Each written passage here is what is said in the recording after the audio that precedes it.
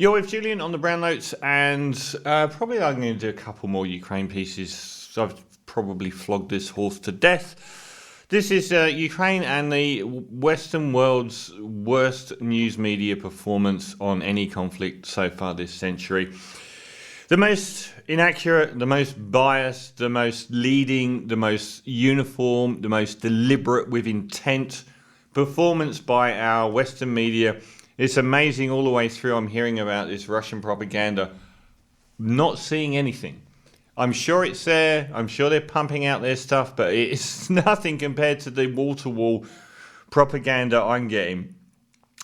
These are some of the elements of the Western news media's propaganda in this Ukraine war, and I am not pro-Putin, and I am not pro them invading Ukraine. I'm just not on board your bandwagon. The first thing is, they have had a goal since the start, which is to create the Russian bogeyman. We had the Soviet Cold War bogeyman.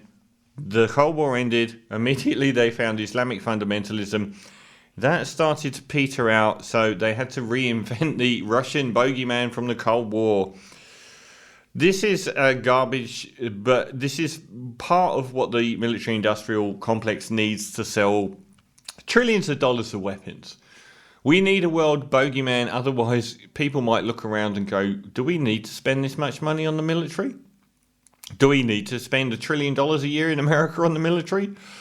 Well, you do if you've got a bogeyman. Garbage. It's absolute garbage. Russia has not projected from its borders hardly at all since the end of the Cold War.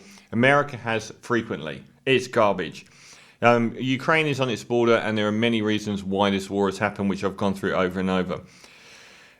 We're painting the West as the world again. So there was a time when the Western world was the pinnacle of Avengers-style superhero. We were the harbingers of light, the protectors of democracy and freedom. And then we sort of saw these Iraqis with their chains around their neck in the illegal wars in Iraq and Afghanistan, and people being waterboarded, and the whole thing being a big lie. And it kind of got a bit ski-whiffed, didn't it? But we are not the world. We are sanctioning Russia at the moment. There's no sanctions from India. There's no sanctions from China. There's no sanctions from Africa. Well over half the world is not on board. It is the West that is doing this. We are so hypocritically, our media is so hypocritically painting Russia as some demagogic beast that has never risen before, like the Kraken. Ignoring the West's involvement in the Middle East, Afghanistan, in Libya, in Syria, in Iraq, and the terrible human rights abuses, the illegalities of the war. Just ignoring all of it. And they're painting this war as a massive failure for Russia. How long exactly were we in Iraq and Afghanistan, and how well did those wars go? They're painting those as the end of the Russian Empire. Well, I think we were in Afghanistan for 20 years and lost, and I don't think Iraq went very well, because there seemed to be a bit of, I think we were there for up until the end of the 2010s, and Islamic State had appeared, and the whole thing went to hell in a handbasket, didn't it? So we're painting this as some massive blunder, as though we haven't blundered. We ignore the coup in Ukraine that happened in 2013 when the West backed a coup to overthrow the democratically elected government of a sovereign nation. We pretend that we didn't do that. We don't even mention it. We're portraying Putin as a madman. He's not a madman. He's been in charge for decades. He is a very intelligent man. If he's gone down this road, we'd better look at why. Because he would not have taken this course of action lightly. He is a very political operator, very intelligent, very savvy. He is not Donald Trump. We keep trying to make out that he's this blundering madman. How does that help the situation when we mischaracterize who Putin is? He's not an idiot. Who has ever thought that Putin was an idiot? Do you think he's lasted as long as he has? Probably longer than any Russian leader since Stalin. And he's done so in an environment of borderline I mean, the amount of oppression under Stalin compared to the amount of oppression under Putin isn't comparable. Or even any of the subsequent post-Stalin leaders. He has had a very different ballpark to deal with. We're painting the Western response as some noble effort on behalf of peace. We are the ones that have brought war to the world more than any other part of this world. And what we're doing is changing our Facebook posts and putting flags on our Facebook feeds. And really, we're attacking like Russian athletes and shops. Like we ignore why we got to this point. Our media is misportraying. This is just a list of all the things the media are doing. Our media is completely misportraying the sanctions. The sanctions are, in fact, us stabbing ourselves in the leg to try and get at Russia. We can see the petrol pump. India, who isn't sanctioning Russia, is now currently getting cheap petrol. We cannot sustain the sanctions that we are sanctioning Russia with because we are hurting ourselves just as much as we are hurting them. And we keep trying to say that every shelf is bare in Russia and everything's gone up in price. It has in Sydney. We ignore the fact that a huge chunk of Ukraine is pro-Russia. We pretend that they aren't. We pretend that Ukraine is this huge, homogenized, pro-European, freedom-fighting country. About half of that country is pro-Russia. We ignore that.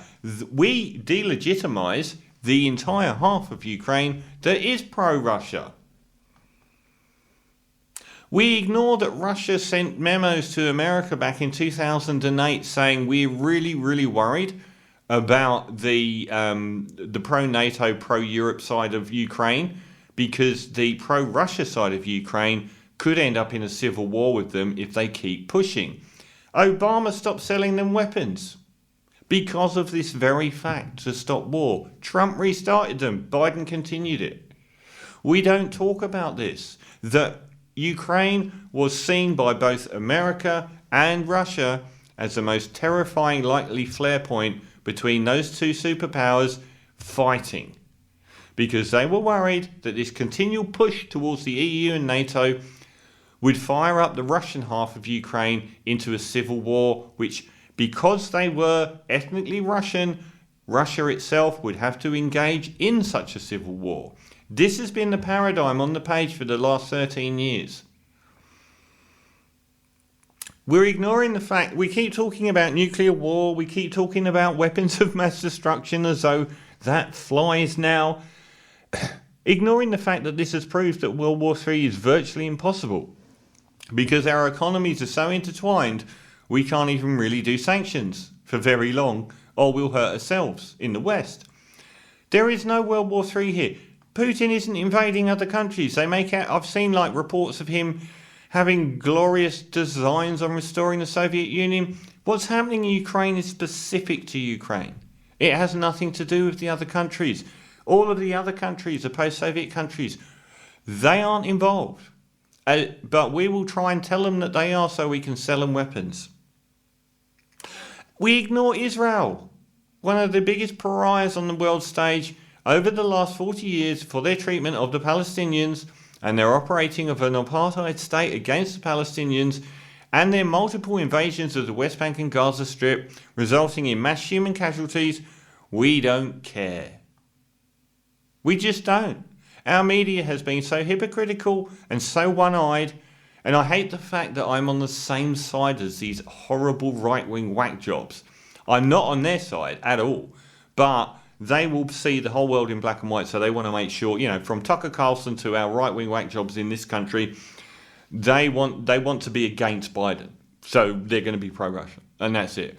But there's no better time, no more essential time for the truth to be told by our media than in wartime.